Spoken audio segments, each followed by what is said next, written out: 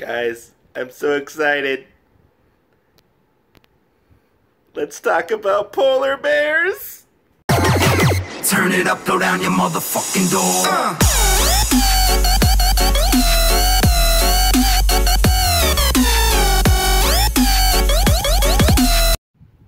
Hey guys, what is up? I'm Otaku Mike, and here today we are doing another Manga First Impressions video. And today we are talking about Reborn as a Polar Bear, Volume 1. Reborn as a Polar Bear, The Legend of How I Became the Forest Guardian. And guys, I just have to say, I have been looking forward to this manga for quite some time. Ever since Yen Press decided they were announcing to release this.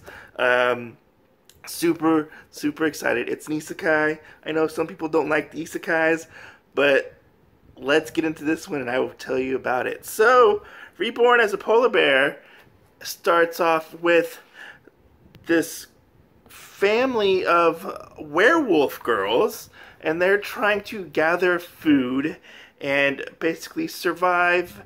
It seems like their parents aren't around at this point. There's 6 of them. There's 3 little ones and there's 3 older ones.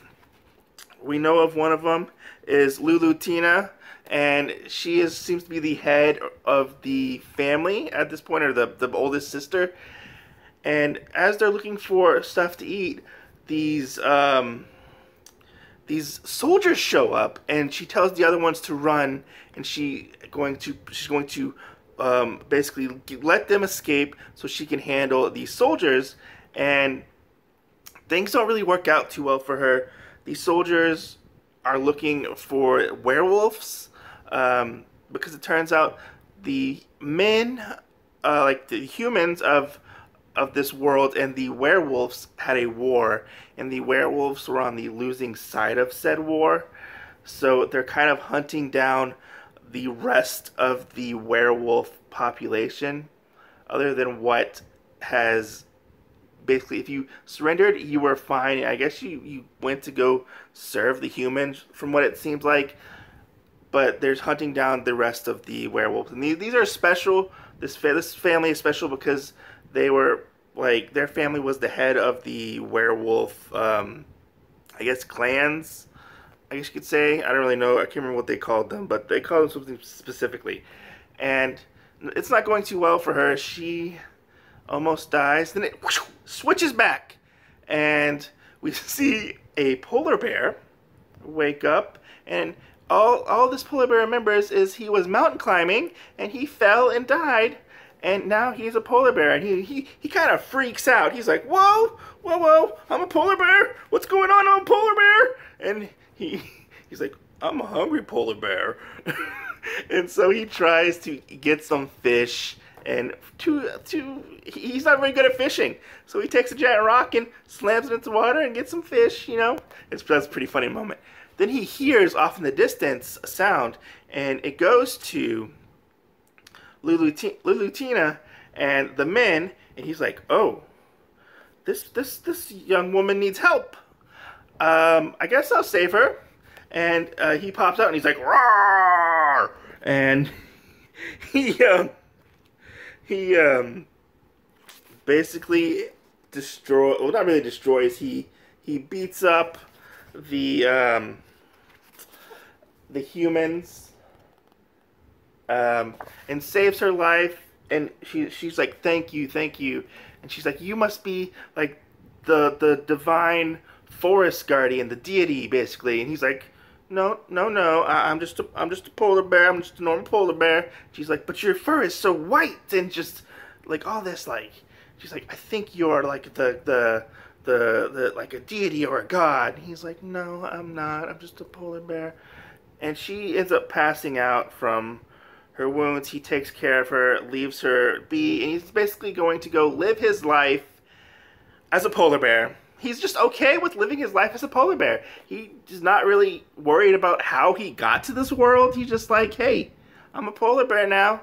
I don't know why I'm a polar bear, but we'll go with it. I'm going to learn more about this world and whatnot, which is pretty cool. Here's some more artwork for you right there. And Then the next day, Lulutina and her sisters find, who we come to find out is named Kumikichi, no, Kumakichi, sorry, Kumakichi. And they're like, oh Lord, thank you very much, thank you, we're so grateful, you saved our sister's life. And he's like, no, it's okay. And they're like, can you help us, like, survive, basically, and, like, you know, because we're really hungry. They take Kumakichi back to their house, which is a cave. They don't really have much, and he basically becomes their guardian.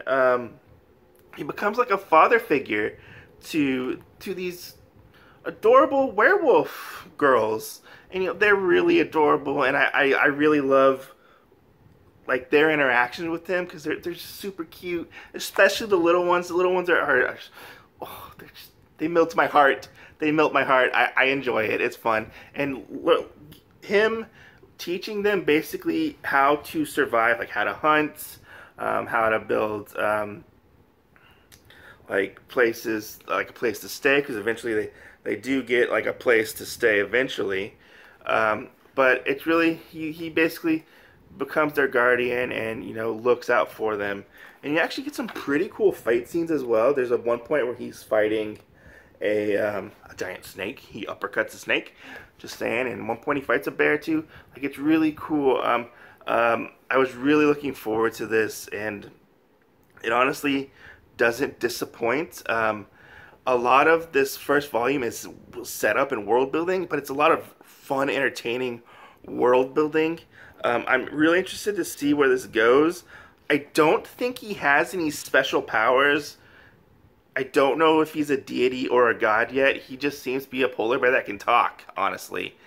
And that's basically it, you know. It's really well drawn. Like, the artwork is really good. I love his interactions with this world, because he still remembers everything from his previous life, and how to build and how to hunt and stuff like that, and how to prepare food. It's really interesting. The world is really interesting as well, because they mention things from Japan, but I don't know if they're in like a fantasy version of Japan or not, because they mentioned some kind of Japanese things at some point. But it's really it'll be interesting to see where the story goes from here. I like the dynamic of him, Kumakichi, being more of a father figure to them, to this family of werewolves. It'll be really interesting to see where things go. It's just a very fun book. I have no real complaints about it. I want to see where this goes, and where does this go with, like, the humans, and how will they interact with the humans, you know, and whatnot, and, you know, how things will really go from there. You know, it'll be interesting. Like, there's some color pages that were beautiful. The artwork is just beautiful. I can't get enough of this. I know isekais aren't necessarily for everybody, which is honestly understandable, but I can't not recommend this enough, because it's pretty different from most isekais. You know, he's an older protagonist. He's like in his late 20s. You know, he's not some like kid in high school. You know, he seems to have a good head on his shoulders, which I really enjoy. He's not stupid. And I've really enjoyed his interactions with all of the werewolf girls. It's pretty fun seeing their family dynamic as well, with the little ones and the more older girls. It's honestly adorable, and it's fun. So yeah, go check this out. It's pretty cool. I don't know where this is going to go, but it's fun. And, you know, I really like the size. The size of it is pretty big. And in the back, you actually get a bonus comic and a short story from the author. It's like a short novel. Not like a novel, but like a short chapter, basically.